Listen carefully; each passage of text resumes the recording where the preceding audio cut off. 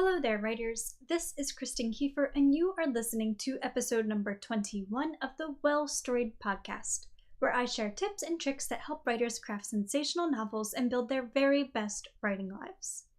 Today, I am sharing the latest article I wrote for the Well Storied blog, entitled, How Do We Write in Times of Strife? As always, you can find the transcript for today's episode over at well-storied.com/blog. Now, without any further ado, let's get started. When the evening news is overwhelming, when injustice reigns and life reads like conflict straight out of a history book, how do we find the mental and emotional space to write? This is something I've been thinking about quite a bit in recent months, but more so than ever following the events of Charlottesville this August. When a few blog readers expressed similar sentiments on Twitter, I knew it was time to unpack this topic to the best of my ability. Writing in times of strife may seem insignificant or impossible, but nothing could be further from the truth. Your stories matter and they are needed. Here are my best tips for bringing them to life when the world is in turmoil. Do please note that these tips are informed by my experience as a person of great privilege in America. They may not be universal, but I do hope that they will prove helpful all the same. Tip number 1. Know your why.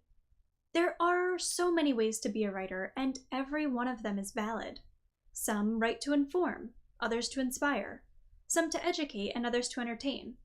No matter the current state of affairs, stories of all natures are necessary.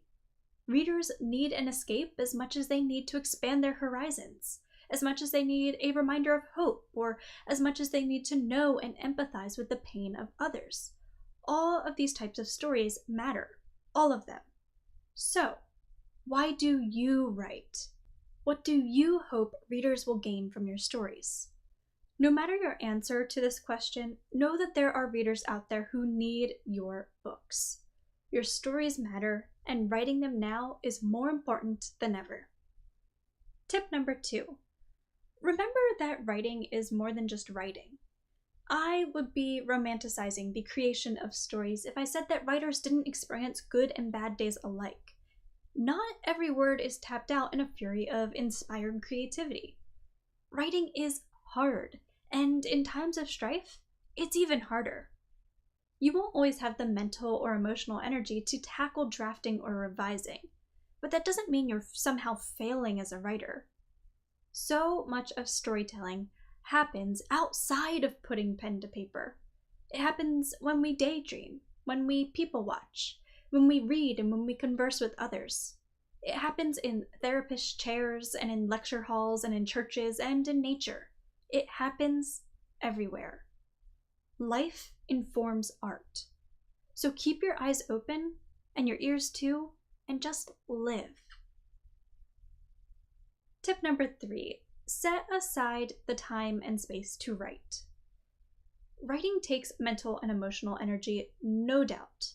But when the day's latest news leaves you drained of these resources, intentionally carving out time and space to write is essential.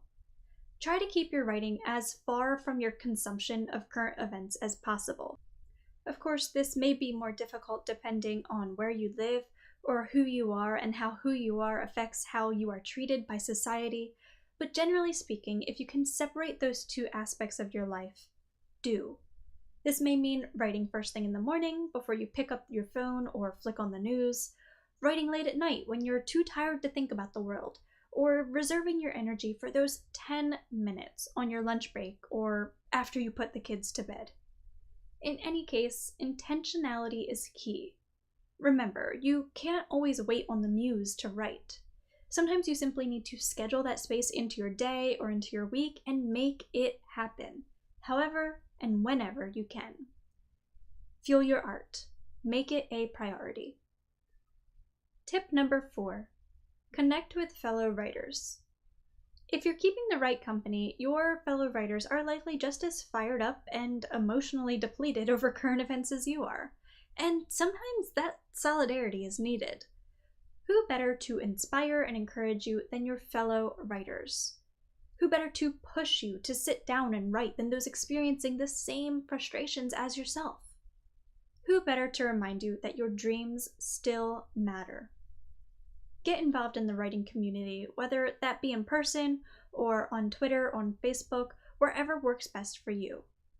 Let the support of your fellow writers motivate you to keep moving forward. And finally, my fifth and final tip: write to prove the world wrong. Chaos is the defining factor of humanity, with strife ever present in some form on this planet. Having the time, resources, and passion to pursue a creative hobby in the face of strife is the biggest FU that you can deal to this chaos. So let that reality fuel you. Be a fighter. Write to prove to the world that no matter how the worst of humanity tries to drag you down, you'll keep fighting to make this world a better place. One word, one page, one chapter, and one story at a time.